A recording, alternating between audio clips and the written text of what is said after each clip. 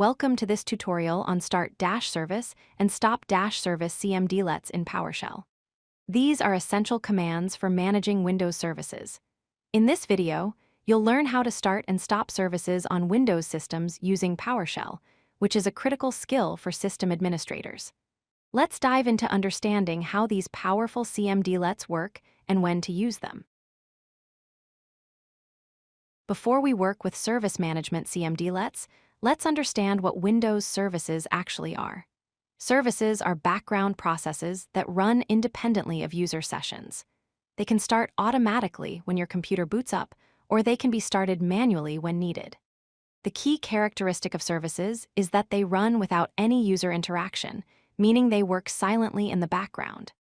Services provide essential system functionality, like managing network connections, handling print jobs, or running security software. Think of them as the invisible workers that keep your Windows system running smoothly. So why do we need to manage services? There are several important reasons. First, you need to ensure that essential applications and system components stay running at all times. Second, for security and performance, you may want to stop unnecessary or risky services that you don't need. Third, managing services helps you optimize system resource usage by controlling what's running on your machine. And finally, you can automate service start and stop operations in maintenance scripts, which is extremely useful for scheduled tasks and system administration workflows. Proper service management is a cornerstone of effective system administration. Let's look at the start-service Cmdlet. This Cmdlet starts one or more stopped services on your system. The basic syntax is start-service followed by the name parameter and the service name in quotes. For example, to start the print spooler service, you would type start-service-name spooler quote. The spooler service manages all print jobs on your computer. You can also start multiple services at once by separating the service names with commas. For instance, start-service-name spooler viewerserve would start both the print spooler and Windows Update services together. Now let's explore the stop-service Cmdlet. This Cmdlet stops one or more running services. The syntax is very similar to start-service. You use stop-service followed by the name parameter and the service name.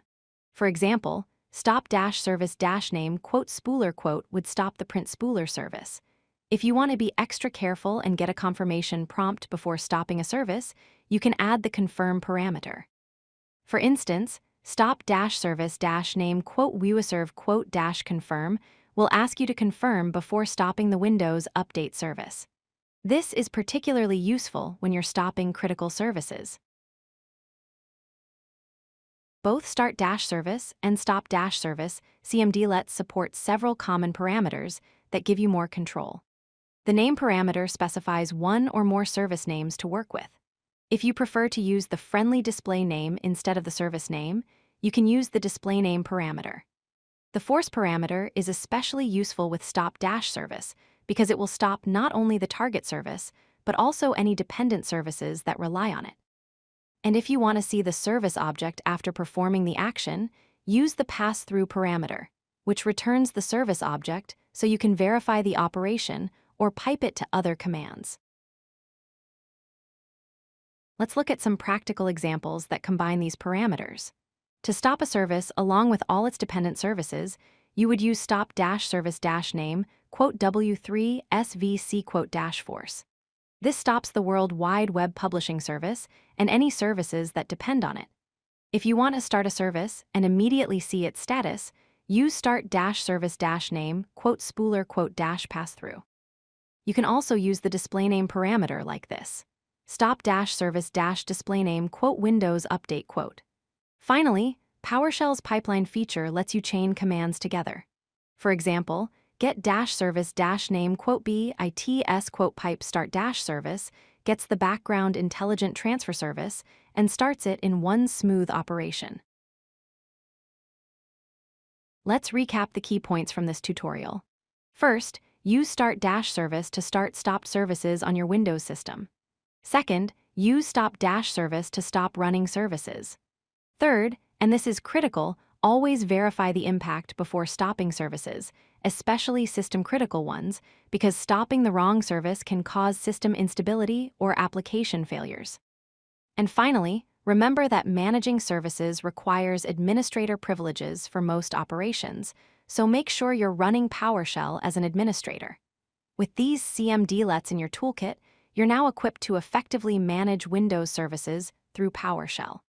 Practice these commands in a safe environment to build your confidence. If you like this video, hit that like button and don't forget to subscribe.